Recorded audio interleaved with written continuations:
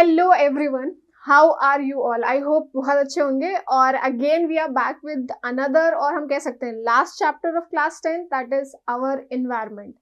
ये थोड़ा interesting chapter है। वो इसलिए इंटरेस्टिंग है क्योंकि एनवायरनमेंट के बारे में स्टडी करेंगे, जो कि इस समय हॉट टॉपिक है। हॉट टॉपिक क्यों है? Because there is lot of problem going on in the environment. Recently बहुत सारी न्यूज में आप देख रहे होंगे कि दिल्ली का क्लाइमेट, दिल्ली का वेदर, इन्वायरमेंटल कंडीशंस कैसी हैं, राइट? तो थोड़ा सा इन्वायरमेंट के बारे में जानेंगे कि इन्वायरमेंट इतना क्यों इम्पोर्टेंट है, इन्वायरमेंट से हमें क्या मिल रही है चीजें, ठीक है? वाई इन्वायरमेंट इज इम्पोर्टेंट, उसके कॉम्पोनेंट्स क्या हैं, टाइप्स क्या हैं, और ये सारी चीजें पढ़ेंगे। So it is going to be a fun now. ठीक, now beginning with the session, introduction. सबसे पहले, everything that surround us in environment, it includes both living and non-living thing। तो हम किसी भी environment में रहें, चाहे लखनऊ के environment में रहें, चाहे यूएस के environment में रहें, चाहे हम मुंबई के environment में रहें, कहीं पे भी रहें, हमेशा हम सराउंडेड होते हैं लिविंग एंड नॉन लिविंग चीजों से, जीवित और अजीवित चीजों से। लिविंग चीजें क्या है कि आपके आसपास आपके फैमिली मेंबर्स होंगे, किड्स होंगे, एनिमल्स होंगे, वो सब लिविंग है। और नॉन लिविंग चीजें जो आपके आसपास सराउंड कर रही, वो क्या है? एयर आपके आसपास होगी, वाटर होगा, वेदर, लाइट, ये सब नॉन लिविंग चीजें भी होंगी। तो जब भी आप कहीं पे भी किसी भी एनवायरनमेंट में जा रहे हैं, माउंटेन एनवायरनमेंट में, डेजर्ट एनवायरनमेंट में, always a person is going to be surrounded by both biotic and abiotic components.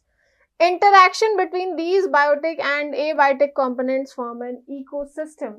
और यही लिविंग और नॉन लिविंग के बीच में जो इंटरैक्शन होता है और एक जो इन्वायरमेंट क्रिएट होता है, इसे हम कहते हैं इकोसिस्टम। जैसे right now I am in this studio, ये भी एक इकोसिस्टम है, क्योंकि यहाँ पे भी बायोटिक और एबायोटिक का इंटरैक्शन हो रहा है। बायोटिक में, लिविंग में क्या है? I am in the living position, ठीक है, I am a living organism, the person sitting in front of me is the living organism. मेरे आसपास नॉन लिविंग चीजें क्या है? एयर है, ठीक है, this board is non living thing, this remote is non living thing. तो living और नॉन लिविंग का जहां इंटरैक्शन हो जाए, वहां आपका क्या क्रिएट हो जाता है? Ecosystem. In an ecosystem, living components depend on each other for their food, which give rise to food chain and food web। तो इकोसिस्टम में लिविंग और नॉन लिविंग का इंटरैक्शन होता है। इंटरैक्शन मतलब मिलाप। इसका मतलब क्या है कि लिविंग, जो लिविंग ऑर्गेनिज्म है, वो नॉन लिविंग जो चीजें उसके आसपास है उस पर डिपेंड कर रहा है, और जो नॉन लिविंग है वो लिविंग चीजों पे डिपेंड कर रहा है। जैसे कि मेरे आसपास क्या है? एयर है, तो ब्रीदिंग के लिए मुझे एयर चाहिए। लिविंग डिपेंडेंट है नॉन लिविंग चीजों पे, राइट? तो ये जो इंटरैक्शन है, ये इंटरडिपेंडेंट है। ऐसा नहीं है कि इंटरैक्शन बस लिविंग अपना अलग दुनिया में, नॉन लिविंग अपना अलग दुनिया में है। दोनों चीजें चल ही साथ में रही हैं, क्योंकि दोनों डिपेंडेंट है एक दूसरे के ऊपर। ठीक, human activities lead to environmental problem such as depletion of ozone, production of garbage. और एनवायरमेंट में हम तभी सर्वाइव कर पा रहे हैं जब नॉन लिविंग चीजें हमारे आसपास सराउंड कर रही हैं। एयर बहुत इंपॉर्टेंट, तो एयर है आपका, जिसके बिना आप 2 मिनट सर्वाइव नहीं कर सकते। वाटर, ठीक है। बट ये जो इन्वायरमेंट है आज के टाइम पे, वो क्या हो रहा है? डिप्लीट हो रहा है, खराब हो रहा है। क्यों? Because of various environmental problems, pollutions, garbage, plastics and so on. बहुत सारी चीजें हैं जो ये सब डिप्लीट कर रही है, इंटरैक्शन थोड़ा थोड़ा खराब कर रही हैं। ठीक, so all the interaction organism in an area together with the non-living constitute the environment form an ecosystem। Ecosystem की डेफिनेशन हम पढ़ चुके हैं कि इकोसिस्टम क्या है। इसको मैथमेटिकली अगर लिखे ना कि क्या होगा, सिंपल है। इकोसिस्टम बहुत सिंपल है, लिविंग प्लस नॉन लिविंग का इंटरैक्शन। ठीक है, लिविंग प्लस नॉन लिविंग का क्या है? इंटरैक्शन। वो क्या कहलाएगा? आपका इकोसिस्टम। ठीक है, अब इकोसिस्टम दो तरीके के हैं। टाइप्स ऑफ इकोसिस्टम की बात करें तो इट इज ऑफ 2 टाइप्स। एक ऐसा इकोसिस्टम जो हमने बिल्ड नहीं किया, हमने क्रिएट नहीं किया, नेचर ने खुद हमें बना के दिया है, हम नेचुरली देखते हैं उसको, हमने उसको क्रिएट नहीं किया है, तो वो क्या है? आपका नेचुरल इकोसिस्टम है। दूसरा इकोसिस्टम जो ह्यूमन ने जानबूझ के क्रिएट किया है, मतलब लिविंग और नॉन लिविंग को एक साथ लाके इंटरैक्ट करा के वो पूरा एनवायरनमेंट क्रिएट किया है, तो वो क्या है? आपका आर्टिफिशियल इकोसिस्टम। तो पहला आ गया natural, the ecosystem which occurs in nature on its own, अपने आप है। ठीक है, एग्जाम्पल जैसे फॉरेस्ट, लेक, ओशियन, ये सब इकोसिस्टम है। इकोसिस्टम हर उस चीज को कह देंगे, हर उस जगह को कह देंगे जहां living and non living interact कर रहा है। जैसे जंगल है, फॉरेस्ट कोई क्रिएट नहीं करता है ना, नेचुरली प्रेजेंट है ऑन इट्स ओन। इसमें लिविंग क्या है, एनिमल्स जो पाए जाते हैं, बर्ड्स, इंसेक्ट्स, ये सब लिविंग है उसमें। और नॉन लिविंग क्या है उसमें, एयर है, सॉइल है, वाटर है, प्लांट्स भी लिविंग में। तो लिविंग एंड नॉन लिविंग का इंटरेक्शन मतलब वो इकोसिस्टम में, और नेचुरली है तो नेचुरल इकोसिस्टम।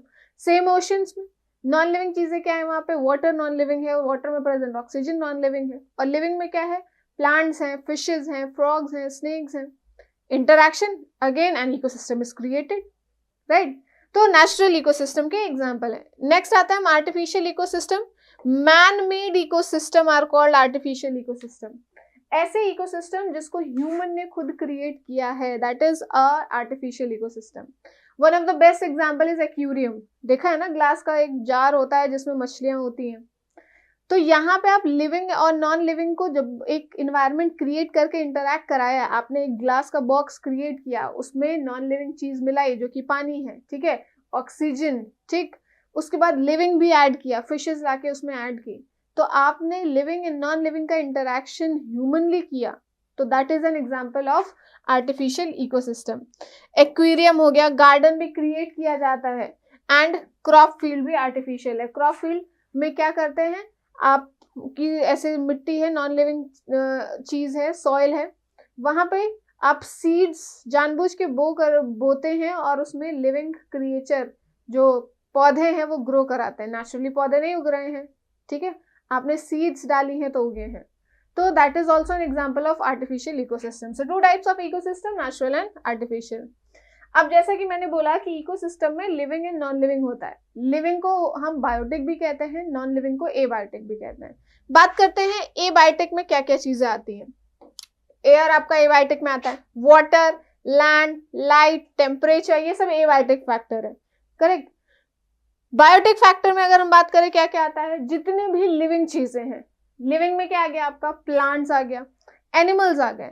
अब एनिमल्स में भी कैटेगरीज है भाई कि वो एनिमल कैसा है, वो घास खाने वाला एनिमल है, फ्लैश खाने वाला एनिमल है, डेड जानवरों को खाने वाला एनिमल है, भाई कैसा एनिमल है, ठीक है। बैक्टीरिया, जितने भी प्लांट्स हैं, जितने भी एनिमल्स हैं, बैक्टीरिया, फंगस, ये सब आपके बायोटिक कंपोनेंट में काउंट होते हैं, which is living component of an ecosystem, right. Next, on the basis of nutrition, जैसे मैंने कहा कि जो बायोटिक कंपोनेंट है, जो लिविंग वाले हैं, वो कैसा खाना खा रहे हैं, उनका न्यूट्रिशन क्या है, घास खाने वाले हैं, फ्लैश खाने वाले हैं, डेड एनिमल का फ्लैश खाने वाले हैं, या कैसे ऑर्गेनिज्म में खुद फूड प्रिपेयर करते हैं, किसी से फूड नहीं लेते हैं, तो उनका न्यूट्रिशन क्या है, उस बेसिस पे हमारे पास कैटेगरीज हैं बायोटिक में। सबसे पहली कैटेगरी है प्रोड्यूसर। प्रोड्यूसर उन्हें कहते हैं जो किसी के ऊपर डिपेंड नहीं करते हैं for their food. They do not depend on others for food. Instead, they make their own food. अपना खाना खुद बना लेते हैं, ठीक है। कैसे?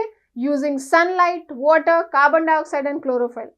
इन 4 चीजों का इस्तेमाल करके एक बढ़िया सा प्रोसेस करते हैं, which is known as photosynthesis, अपना फूड प्रिपेयर करते हैं, एंड ऐसे ऑर्गेनिज्म को हम कहते हैं प्रोड्यूसर्स। तो प्रोड्यूसर्स के एग्जाम्पल में कौन आता है, ऐसा कौन कर पाता है, who comes under the category of producers, that is plants, जितने भी ग्रीन प्लांट्स हैं, और प्लांट्स के साथ साथ ब्लू ग्रीन एल्गे। क्या है? Blue green algae. इनके पास कैपेबिलिटी है कि इस प्रोसेस जो मैंने अभी बोला फोटोसिंथेसिस को ये कर सकते हैं, and they can prepare their own food, ठीक। तो न्यूट्रिशन के बेसिस पे एक ऐसी कैटेगरी है लिविंग में जो खाना अपना खुद बनाती है, वो क्या है? प्रोड्यूसर। सेकेंड आते हैं कंज्यूमर।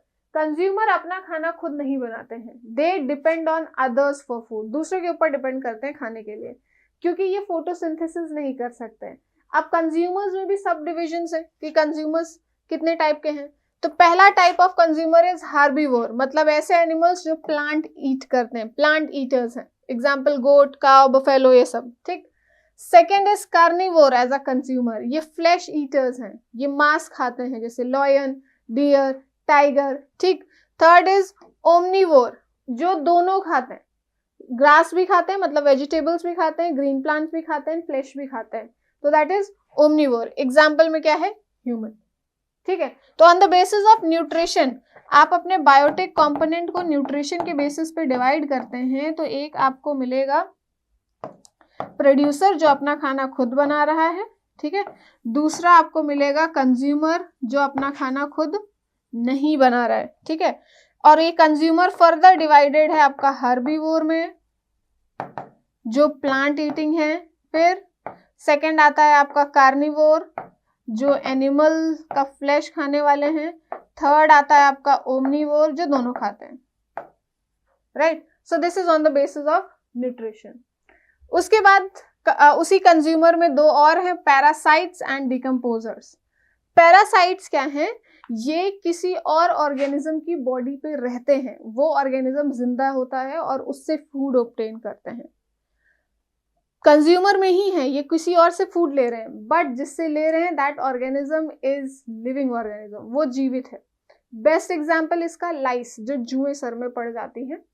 लाइस एक पैरासाइट है, वो आपके सर में है, आप जिंदा हैं और आपका खून चूस रही है, आपसे ही फूड ऑब्टेन कर रही है, पैरासाइट है ना। लीच, जो जोंक चिपक जाती है, ठीक है, तो एक जीवित शरीर से चिपक गई और उसी से फूड ऑब्टेन कर रही है, उसका ब्लड सक कर रही है, ठीक। तो ऐसे organism that live on the body of host, किसी और की बॉडी में रह रहे हैं और उनसे ही and take food from it, उनसे ही खाना ले रहे हैं। एग्जाम्पल क्या है? लाइस कैस्केटा। कैस्केटा एक पेड़ है, एक प्लांट भी पैरासाइट है, ठीक। नेक्स्ट आते हैं डिकम्पोजर्स। डिकम्पोजर्स वो ऑर्गेनिज्म होते हैं जो दूसरे से फूड ले रहे हैं बट वो दूसरा डेड है।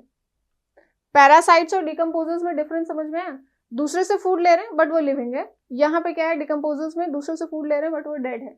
जैसे अगर कोई जानवर मर गया है, ठीक, तो जानवर मरा हुआ है, मिट्टी में पड़ा हुआ, धीरे धीरे क्या होता है, उस मिट्टी के माइक्रो ऑर्गेनिजम्स, फंगस, ये सब उसको खाना शुरू कर देते हैं। तो वो जो माइक्रो ऑर्गेनिज्म है, जो फंगस है, जो बैक्टीरिया है, जो उसको खाना शुरू कर रहे हैं, सड़ना शुरू हो रहा है, दैट इज डिकम्पोजर्स, वो डिकम्पोजर्स हैं, ठीक है। Include organism which decompose the dead plants and animals. Dead plant भी हो सकता है, एनिमल भी हो सकता है, उसमें क्या आते हैं? Bacteria, fungi. They help in replenishment of natural resource, cleaning में बड़ा हेल्प करते हैं, ठीक है। अगर कोई जानवर मर गया है, वो उसको अगर खा के खत्म नहीं किया डिकम्पोजर्स ने, तो वहीं पड़ा रहेगा। तो डिकम्पोजर्स धीरे धीरे 10-20 दिन में उसको पूरा सड़ने लगता है, पूरा एकदम पूरी तरीके से उसको खा के रिप्लेनिश कर देते हैं, तो वो एरिया पूरा क्लीन हो गया। हालांकि it smells a lot but it gets clean, simple, ठीक है। तो दे आर हेल्पफुल ऑल्सो। तो यहाँ जो कंज्यूमर्स हमने लिखा था, कंज्यूमर्स ये, और पैरासाइट्स भी है कंज्यूमर में ही, और डिकम्पोजर भी है, डिकम्पोजर्स भी हैं, ठीक है। नेक्स्ट आते हैं food chain. Now what is food chain? Food chain is a series of organism in which one organism eat another as a food. नाम को ही अगर आप तोड़ तोड़ के समझेंगे तो समझ में आ जाएगा। फूड मतलब खाना, चेन मतलब एक ऐसे एक दूसरे के ऊपर डिपेंडेंट है, तीसरा ऐसे करके जुड़े हुए हैं, मतलब सारे के सारे। सिंपली इसको समझिए कि जब एक ऑर्गेनिज्म दूसरे से जुड़ा हुआ है, किस पर्पस के लिए? फूड के लिए, दैट इज। फिर दूसरा तीसरे से जुड़ा हुआ है, किस पर्पस के लिए? फूड के लिए। Third one is linked with fourth one, किस पर्पस के लिए? फूड के लिए। तो ये जो चार लोग जुड़े हुए हैं just because for the purpose of food, that chain, एक जो चेन बन गई है, तो उसी को कहते हैं फूड चेन, ठीक है। तो सिंपल डेफिनेशन अगर हम अंडरस्टैंड करें, what is food chain? It is a chain in which one organism depend on other for food, the other depend on the other organism for food, and that complete chain is known as food chain. Now look here, ठीक है, यहाँ पे, और हमेशा food chain की starting किससे होगी? जो खाना बना पा रहा है, जो बना पा रहा है, तभी तो वो दूसरा उसके ऊपर डिपेंड करेगा खाने के लिए, ठीक है। तो प्लांट्स, हमें अभी हमने पढ़ा है कि प्रोड्यूसर्स में कौन आते हैं? प्लांट्स और ब्लू ग्रीन एल्गे आते हैं जो अपना खाना खुद बना लेते हैं। तो हमेशा फूड चेन के स्टार्टिंग में यही होंगे, ठीक। तो ये मान लो प्लांट है, प्लांट को किसने खाया? ग्रास हॉपर या इंसेक्ट ने। इसको किसने खाया? फ्रॉग ने, देन स्नेक ने, और ये। तो ये जो 1 2 3 4 5, ये जो 5 मेंबर की पूरी चेन बन रही है, जिसमें they are depending on others, ये इसके ऊपर डिपेंड कर रहा है, ये इसके ऊपर डिपेंड कर रहा है, ये इसके ऊपर डिपेंड कर रहा है फॉर फूड, तो this chain is known as food chain, ठीक है। In a food chain various steps where transfer of energy takes place is called trophic level, ठीक है। अब फूड चेन में ये जो हर जो लेवल पे ऑर्गेनिज्म है, इसको कहते हैं ट्रॉफिक लेवल। इसमें एनर्जी ट्रांसफर हो रही है। एनर्जी जब ये इसको खा रहा है तो इसके अंदर जो एनर्जी थी इसको मिल गई, जब ये इसको खा रहा है तो इसके अंदर जो एनर्जी थी स्नेक को मिल गई, जब इसने स्नेक को खाया तो स्नेक की एनर्जी इसको मिल गई। लेकिन पूरी एनर्जी ट्रांसफर नहीं होती है, ओनली 10%। जितनी भी एनर्जी होती है उसका 10% इज गेटिंग ट्रांसफर्ड, राइट। इसको 10% लॉ भी कहते हैं। फ्लो ऑफ एनर्जी, ये यहाँ पे लिखा हुआ है, flow of energy in a food chain is unidirectional. Energy जो फ्लो करती है वो एक ही डायरेक्शन में है। सबसे नीचे कौन होगा? प्रोड्यूसर, जो खाना बनाते हैं, उसके बाद उनको खाने वाला कंज्यूमर, फिर उसको खाने वाला दूसरा कंज्यूमर, तीसरा कंज्यूमर, सब कंज्यूमर्स ही ना, एक दूसरे को खा रहे हैं। तो जो प्लांट को खाते हैं वो primary consumer, then secondary consumer, then tertiary consumer, ठीक। तो शुरुआत में सबसे ज्यादा एनर्जी किसके पास आ रही है? जो फूड प्रिपेयर कर रहा है, विच इज प्रोड्यूसर। प्रोड्यूसर कितना परसेंट एनर्जी लेते हैं? 1% ऑफ सनलाइट। जैसा मैंने बताया कि प्रोड्यूसर्स फोटोसिंथेसिस करते हैं, फूड प्रिपेयर करते हैं, और उसके लिए चाहिए होती है लाइट। तो जितनी भी लाइट आ रही है उसका 1% सिर्फ वो पकड़ते हैं, ट्रैप करते हैं और अपने पास रखते हैं, ठीक। फिर उस 1% का इस्तेमाल करके फूड प्रिपेयर करते हैं। तो ये इंपॉर्टेंट है, याद रखना कि green plants capture only 1% of sunlight and convert it into food energy. उसको फूड में चेंज करते हैं, क्लियर। 10% लॉ लग जाता है जब ये ट्रांसफर होते हैं। लॉ क्या कहता है कि only 10% of energy is transfer to the next trophic level, remaining 90% is used in the life process, ठीक। मान लो प्रोड्यूसर के पास जो प्लांट है, ग्रीन प्लांट है, उसके पास 100 किलो जूल एनर्जी है, ठीक। इस पेड़ को किसने खाया? ग्रास हॉपर ने खाया। तो 10% लॉ क्या कहता है कि इस पेड़ के पास जितनी एनर्जी होगी उसका 10% ही ग्रास हॉपर के पास जाएगा। तो 100 का जरा 10% निकालो,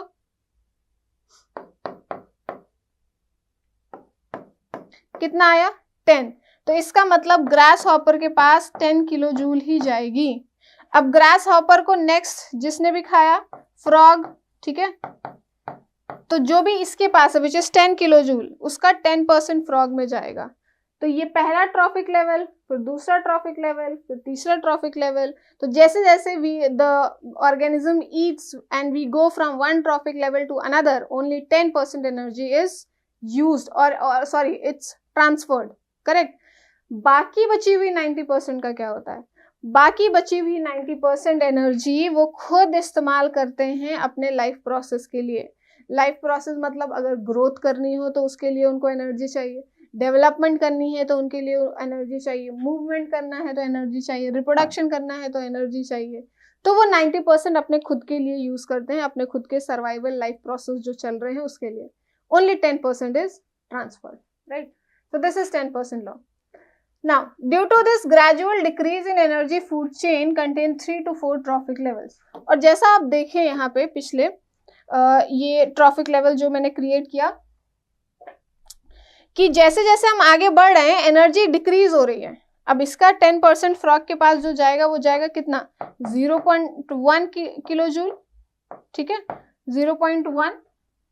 और इसके बाद वाले में तो बहुत ही माइन्यूट एनर्जी जाएगी। जब यहाँ पे हम 0.1 मिल रही है फ्रॉग को, इसके बाद वाले लेवल में जो मेंबर होगा उसको तो और कम मिलेगी, क्योंकि जैसे जैसे हम आगे जा रहे हैं एनर्जी इज गेटिंग डिक्रीज्ड। इसीलिए फूड चेन में 3 से 4 ट्रॉफिक लेवल ही होते हैं, उससे ज्यादा नहीं होते हैं। रीजन, क्योंकि अगर होंगे, मान लो 8 मेंबर की फूड चेन है, तो 8 और जो 8th प्लेस पे है, जो 7th प्लेस पे है, उसको तो कुछ एनर्जी मिलेगी ही नहीं, क्योंकि जैसे जैसे ये ट्रांसफर होती जाएगी the energy is getting decreased, it is coming into the decimal number, ठीक।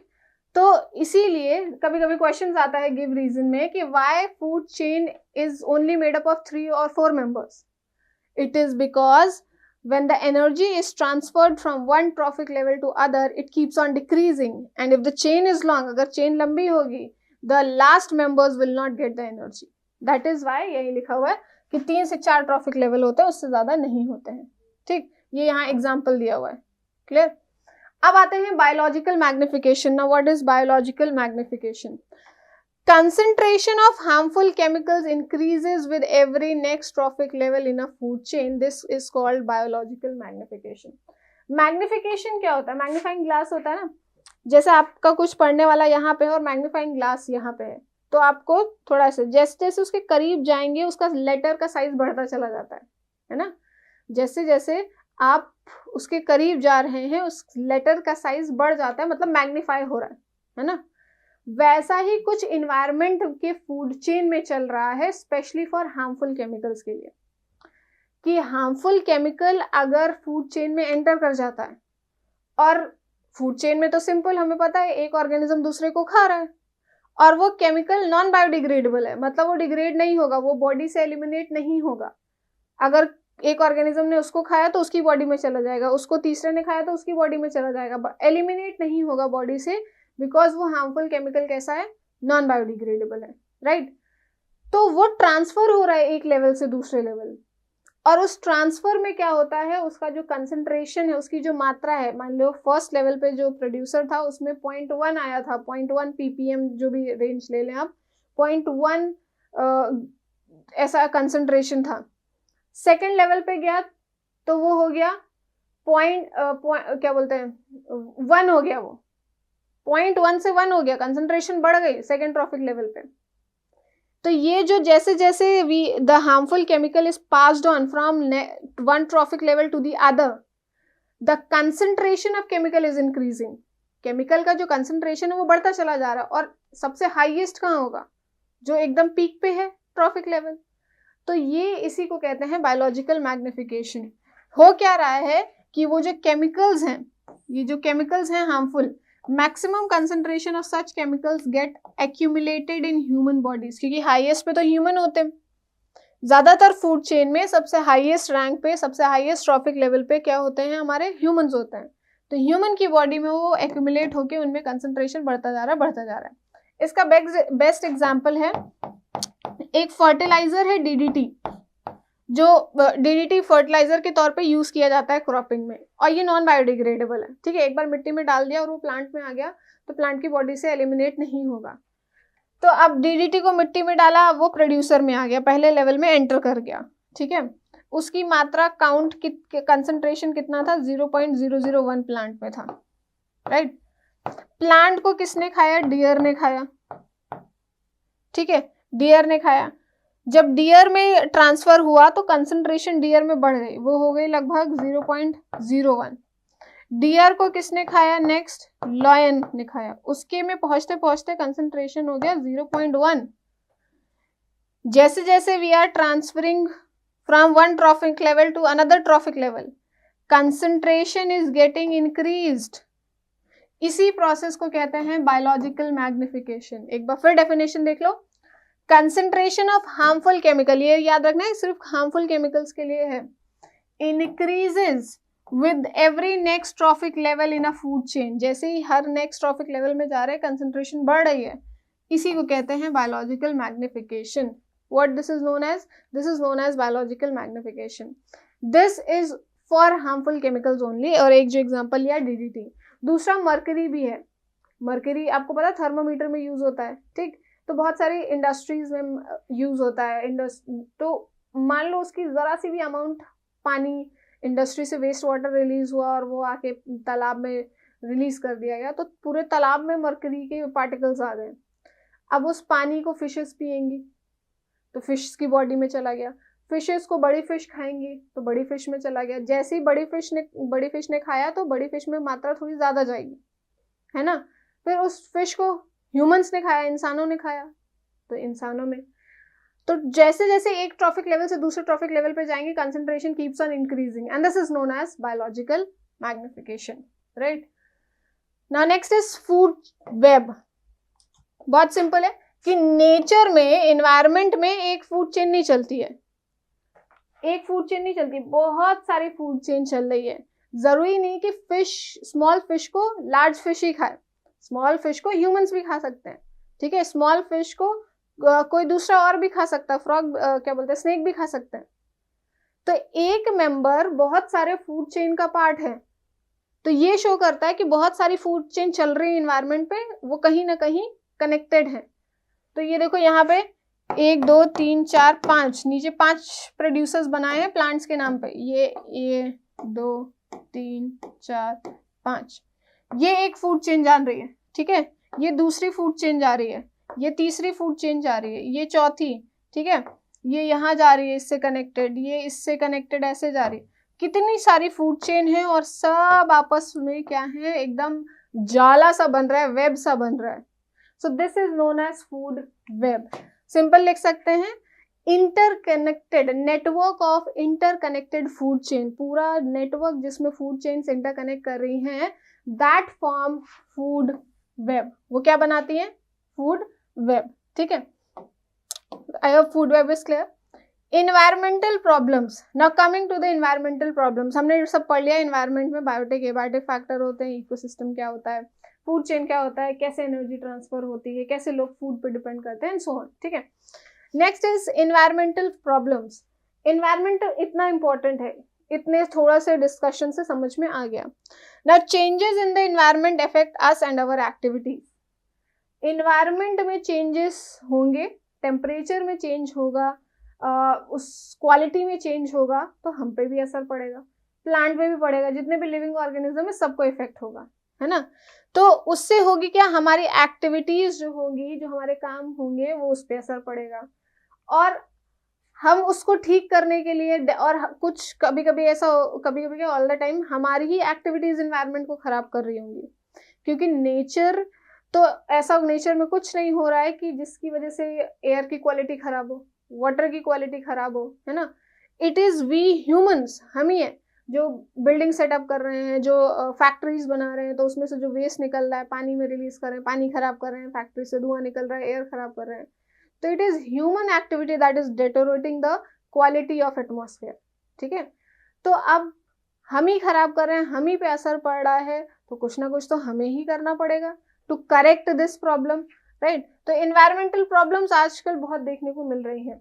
सबसे पहले ओजोन डिप्लीशन चल रहा है, जिस ओजोन लेयर होती है उसका डिप्लीशन हो रहा है, और वो इतनी इंपॉर्टेंट क्यों है, why it is very much concerned and why it is a topic of discussion in today's life by the environmentalist, because it protect us। Ozone जो लेयर है ये हमें प्रोटेक्ट करने के लिए नेचर ने नेचुरली प्रेजेंट है, बट हम उसको तोड़ रहे हैं, है क्या? Let us discuss that. Ozone layer is protective blanket around the earth which absorb most of the harmful UV radiation of the sunlight, protecting living being from health hazards। ठीक, अगर ये अर्थ है, ठीक है, दिस इज अर्थ जहां हम रह रहे हैं, तो इस अर्थ के एटमॉस्फेयर पे ऊपर एक लेयर है, उस लेयर को कहते हैं ozone layer, that is known as ozone layer. अब ओजोन लेयर का काम क्या है, जो सन है, सन से जो रेडिएशंस आती हैं उनमें से बहुत सारी हार्मफुल रेडिएशंस भी आती हैं, हार्मफुल रेडिएशंस जैसे कि यूवी रेडिएशंस। तो जब यूवी रेडिएशंस आती हैं तो ये ओजोन लेयर प्रोटेक्ट करता है, क्योंकि वो हमारे लिए खतरनाक है, उससे बहुत सारी बीमारियां हो सकती है। यूवी रेडिएशन बहुत पावरफुल रेडिएशंस है, तो ओजोन लेयर अगर ऐसे वो रेडिएशन आई, टकराई और चली जाएगी, वो अर्थ में आने ही नहीं देगी। ये ओजोन लेयर आई, टकराई, सॉरी यूवी रेज आई, ओजोन लेयर से टकराई और चली गई, अंदर एंटर ही नहीं हो पा रही है। तो ओजोन लेयर क्या कर रही है, हमें प्रोटेक्ट कर रही है, ठीक। बट नाउअडेज क्या हो रहा है, ओजोन को O3 से रिप्रेजेंट करता है, O3 इसका फॉर्मूला है, ठीक। Ozone layer is present at higher level of atmosphere, ऊपर होती है। अगर आपने ज्योग्राफी में पढ़ा होगा levels of atmosphere, thermosphere, stratosphere, exosphere, ionosphere, thermosphere, ऐसे करके लेयर्स पढ़ी होंगी। तो जो स्ट्रेटोस्फेयर लेयर है वहां पे होती है ओजोन लेयर, ठीक, स्ट्रेटोस्फेयर में। It is a deadly poison at ground level. ऊपर क्यों है ओजोन लेयर को, नीचे क्यों नहीं है? बिकॉज ये पॉइजनस लेयर है। O3 is a kind of poisonous gas, इसीलिए वो एटमॉस्फेयर के ऊपर है, प्रोटेक्ट कर रही है। अगर मान लो उसको नीचे शिफ्ट करके ले आते हैं, एटमॉस्फेयर में ले आते हैं जहां पे हमारी ब्रीदिंग एयर है, तो हम मर जाएंगे। एक प्रोटेक्टिव लेयर इतनी ऊपर क्यों है? बिकॉज वो एक पॉइजनस नेचर की है, बट प्रोटेक्ट कर रही है, ठीक। ओजोन बनता कैसे, O3 बनता कैसे, ऊपर बन कैसा रहा है? वो भी यूवी की हेल्प से बन रहा है। यूवी बना रहा है और यूवी से ही प्रोटेक्ट कर रही है ओजोन लेयर। कैसे? ऑक्सीजन गैस है O2, ठीक है। जब इस ऑक्सीजन गैस पे यूवी लेयर पड़ती है, यूवी की रेडिएशंस गिरती हैं, तो ये जो O2, दो ऑक्सीजन के एटम्स जुड़े हुए हैं, इनको अलग कर देती है। इतनी पावरफुल रेडिएशन है। ये अलग, ये अलग, ये नेसेंट ऑक्सीजन बन गया, ये ऐसे अकेला टहल रहा है, ठीक है। और ऑक्सीजन O2 जो नहीं टूट पाए हैं यूवी रेडिएशन से, वो टहल रहे हैं, ठीक। अब जो ये ऑक्सीजन है और जो अकेला नेसेंट ऑक्सीजन जिसको यूवी ने तोड़ दिया है, वो दोनों जुड़ जाते हैं, तो क्या बन जाएगा? O3, ठीक है। क्या बनेगा? O3। समझ में? ये O3 क्या है आपका? ओजोन। किसकी हेल्प से बन रहा है? यूवी। और किससे बच रहा? और इस ओजोन से है, मतलब ये ओजोन की लेयर हमें किससे बचाती है? यूवी। तो मतलब लुक एट द आयरनी, बना जो रहा है उसी से बचा रहे हैं, ठीक है। The high energy UV radiation break down the oxygen molecule, जो मैंने बोला कि इतनी पावरफुल रेडिएशन ऑक्सीजन को तोड़ देती हैं और क्या बनता है आपका? दो अलग अलग ऑक्सीजन एटम, राइट। फिर ये ऑक्सीजन एटम के साथ जुड़ के क्या बना लेती है? O3। ये रिएक्शन लिखी हुई है। समझ में आया? ओजोन कैसे बनता है समझ में आ गया ऊपर, राइट। डिप्लीशन कैसे हो रही है, और कुछ थोड़े फैक्ट्स की बात करते हैं। The decrease in the thickness of ozone layer over Antarctica was first observed in 1985 and was termed as ozone hole. 1985 में साइंटिस्ट ने देखा कि जो ओजोन लेयर है वो अगर इतनी थिक है तो उसकी थिकनेस रिड्यूस होती जा रही है, ठीक है। उसकी थिकनेस रिड्यूस होती जा रही है, इसका मतलब ओजोन की जो लेयर है वो टूट रही है।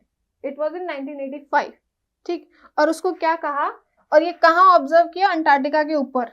आई होप सबको पता है Antarctica poles, Arctic and Antarctic poles, ठीक है।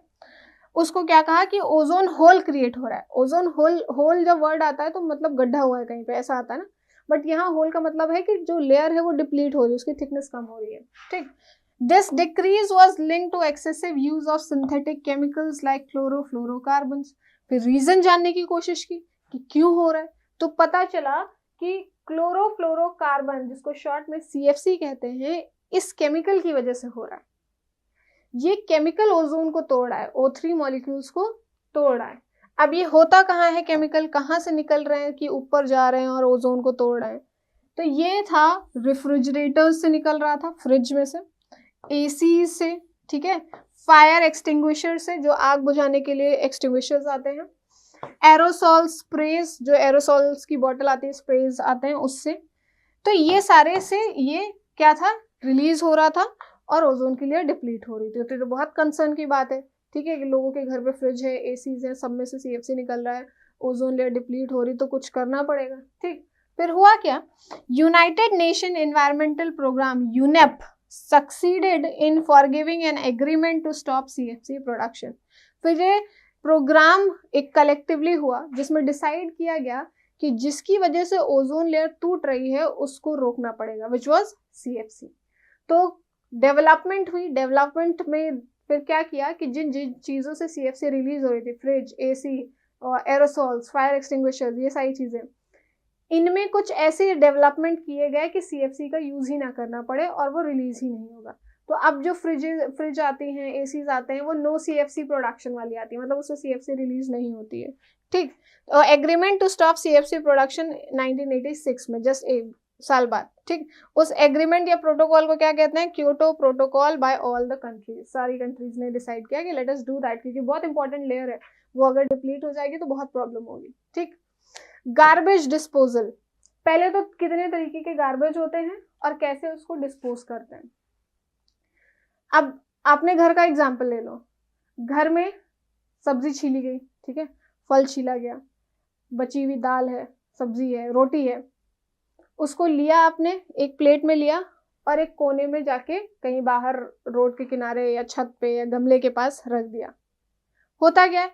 आप 2-3 दिन बाद आते हैं, वो वहां पे नहीं होता है। क्या हुआ? किसी ने खा लिया उस खाने को, या सब्जी के छिलके को, या फल के छिलके को?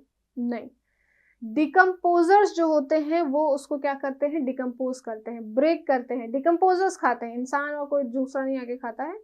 ऐसे एनिमल्स जो डेड लिविंग चीज़ों को खाते हैं वो खा के उसको ख़त्म कर देते हैं। मतलब आपका वेस्ट तो बना था, प्रोड्यूस हुआ था, लेकिन वो वेस्ट डिकम्पोजर्स ने डिकम्पोज करके हटा दिया।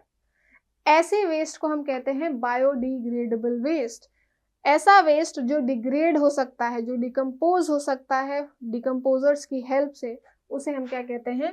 Biodegradable waste. Let us have a look at the definition. Substances which can be decomposed by the action of micro organism, उन्हें हम क्या कहते हैं? बायोडिग्रेडेबल। जैसे कि कॉटन है, वेजिटेबल पील है, जूट, डंग, पेपर, फ्रूट, ये सब। ये एक हो गया। दूसरा एग्जाम्पल, प्लास्टिक पानी की बोतल आपने कहीं से खरीदी, ट्रैवल कर रहे थे, ठीक है, किसी ब्रांड की, और वो घर ले आए, उसको आपने रख दिया गमले के पास, उसको अब देखने गए आप 3 महीने बाद, तो वो बोतल वहीं की वहीं है, ठीक है, ऐसी कोने में पड़ी हुई है, पूरी एकदम क्रश्ड, ठीक है, वो डिस्ट्रॉय या डिकम्पोज नहीं हुई।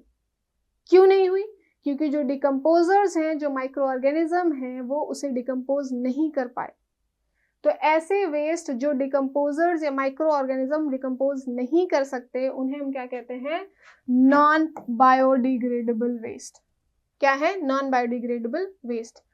Substances which cannot be decomposed by the action of microorganism are known as non-biodegradable waste. Example, plastic की बोतल, polythene bags, metals, fibres, radioactive, pesticides, ये सारी चीजें, ठीक। माइक्रो ऑर्गेनिज्म कैसे करते हैं डिकम्पोज? वो क्या करते हैं? माइक्रो ऑर्गेनिज्म कुछ केमिकल रिलीज करते हैं जिन्हें हम एंजाइम्स कहते हैं। वो एंजाइम्स क्या करते हैं? उसको तोड़ते हैं। जैसे सब्जी का छिलका आपने फेंका, माइक्रो ऑर्गेनिज्म के पास दांत नहीं है कि चबाएंगे उसको, वो कुछ केमिकल अपनी बॉडी से रिलीज करते हैं। वो केमिकल उस पूरे को डिसॉल्व कर देता है, उसको एकदम लिक्विड फॉर्म में कर देता है, और फिर उस लिक्विड फॉर्म को डिकम्पोजर्स आसानी से सक कर लेते हैं, इनटेक कर लेते हैं। तो ऐसे डिकम्पोजिशन होता है, ठीक। मेथड्स ऑफ वेस्ट डिस्पोजल, कैसे आपको वेस्ट मैनेज करना है, कैसे डिस्पोज करना है। ये नहीं कि वेस्ट निकला और अपने रोड पे फेंक दिया है। तो क्या क्या तरीके हैं वेस्ट डिस्पोज करने के? सबसे पहला, biogas plant.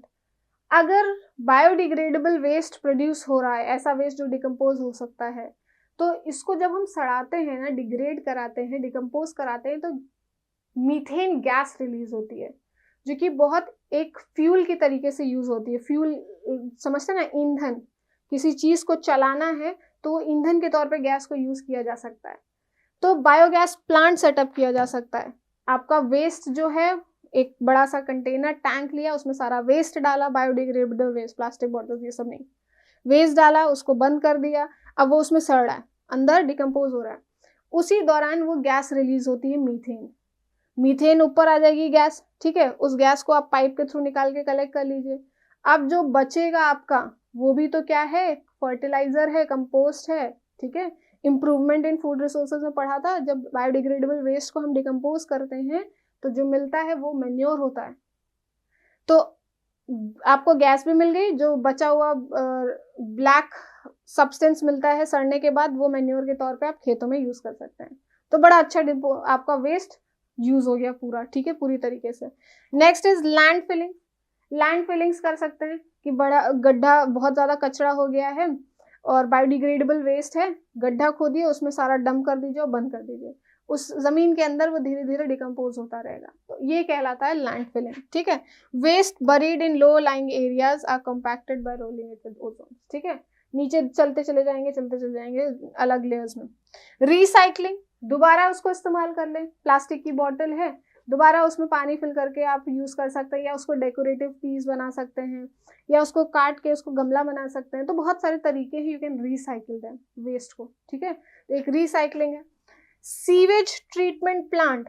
Sewage treatment plant क्या है? जहां पे ड्रेनेज वाटर को, नाली के पानी को क्लीन किया जाता है, so that again it is used, दोबारा यूज किया जा सकता है, ठीक है। अब इमेजिन करेंगे नाली के पानी, ओह, बट ऐसा पॉसिबल है। वो इतना क्लीन कर दिया जाता है कि वो वापस से आप अपने काम के लिए, ड्रिंकेबल यूज के लिए यूज कर सकते हैं, ठीक है। जो जो चीजें हैं वो सब germs, pathogens, plastic, roughage, kitchen waste सब निकाल देते हैं। अलग अलग ट्रीटमेंट प्रोसेस होते हैं, ठीक है। पहले उसमें से स्टोन्स, सेडिमेंटेशन प्रोसेस से स्टोन्स वगैरह नीचे आके बैठ जाएंगी तो स्टोन्स वगैरह निकल गए, पत्थर, मिट्टी, ये सब। फिर सेकंड टैंक में ले जाएंगे, सेकंड टैंक में वो सारे जर्म्स रिमूव करते हैं, किचन वेस्ट, जितना भी ऑर्गेनिक वेस्ट उसमें है पानी में, जर्म्स की हेल्प से रिमूव करते हैं। थर्ड में केमिकल डालते हैं जिसकी वजह से जो जर्म्स वगैरह हैं वो मर जाएं। फिर फोर्थ, अगर कोई कलर एजेंट है वो सब रिमूव करके, तो वेरियस स्टेप्स करते हैं जिससे कि पानी की क्वालिटी अच्छी होती जाती है और वेस्ट रिमूव हो जाता है। तो उसको कहते हैं सीवेज ट्रीटमेंट प्लांट, ठीक है। The drain water can be cleaned in sewage treatment plant before adding it to the rivers. तो अगर किसी फैक्ट्री से गंदा पानी निकल रहा है तो वो उसको ट्रीट करके अगर रिवर्स में रिलीज करेंगे तो रिवर्स खराब नहीं होंगी, ठीक। कंपोस्टिंग, अभी मैंने बताया कि ऑर्गेनिक वेस्ट है, अगर आपका छिलका है, काऊ डंग वेस्ट है, ठीक है, पत्तियां हैं और क्या बोलते हैं, वेजिटेबल पील्स हैं, ये सारे जो ऑर्गेनिक वेस्ट हैं उनको क्या करें, गड्ढा खोद के उसमें क्या करें, डिकम्पोज करा दें, मिट्टी से कवर कर दें। तो धीरे धीरे जो डिकम्पोज होता रहेगा, ब्लैक कलर का सब्सटेंस बनेगा, उसे कहते हैं हम कंपोस्ट या मैन्योर, जिसको फर्टिलाइजर के तौर पे खेतों में यूज किया जा सकता है, ठीक। रीयूज, दोबारा इस्तेमाल करें, ठीक है, ये भी एक टेक्निक है वेस्ट को मैनेज करने की। बहुत सा अभी जैसे कि पेन आ रहे हैं, वन टाइम यूज किया और फेंक दिया।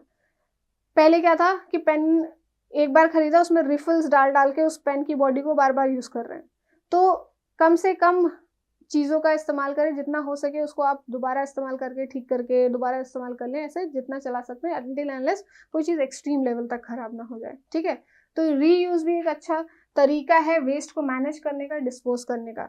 तो ये कुछ सर्टेन स्टेप्स हैं that are taken to manage the waste, that are taken to dispose the waste, so that pollution कम से कम हो, चाहे वो एयर पोल्यूशन हो, वाटर पोल्यूशन हो, सॉइल पोल्यूशन है, एनी पोल्यूशन, ठीक है। तो पोल्यूशन कम से कम होगा तो उसका इम्पैक्ट जो कि हमारे ऊपर ही पड़ रहा है तो हम पे कम इम्पैक्ट पड़ेगा, ठीक। So this was all about our environment. आपने बहुत सारी चीजें पढ़ी, कैसे एनवायरनमेंट को अच्छा रखना है वो भी पढ़ा at the end, discussing about the waste, है ना। So I hope you understood this chapter thoroughly, and if you have any doubt you can write in the comment section कि ये topic या ये चीज़ समझ में नहीं आई। I will do it again. Write your feedback and like, share and subscribe our channel. Thank you.